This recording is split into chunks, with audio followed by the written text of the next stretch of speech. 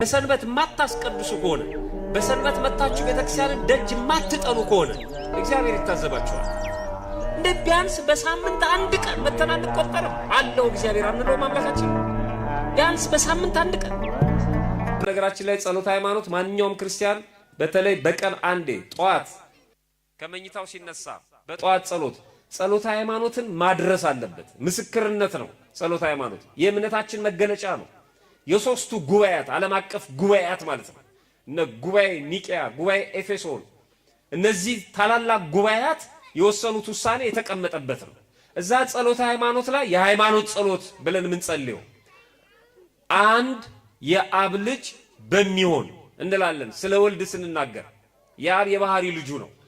አንድ የአብ ልጅ በሚሆን በአንድ ጌታ በኢየሱስ ክርስቶስ እናምናለን። ከዛ በኋላስ ከብርሃን የተገኘ ብርሃን አይገርም? ብርሃን ዘም ብርሃን ከብርሃን የተገኘ ብርሃን ከእውነተኛ አምላክ የተገኘ እውነተኛ አምላክ ክርስቶስን እንደዚህ ነው የምትለው ቤተክርስቲያን። ብርሃን ነው፣ ከብርሃን የተገኘ ብርሃን ነው። የብርሃን ልጆች ማለት የማን ልጆች ነን ማለት ነው? የክርስቶስ ልጆች። አትስሙት። ክርስቶስን ተቀበሉ፣ ጌታን ተቀበሉ። እኛ የክርስቶስ ልጆች ነን ቀድመን ማለት ነው።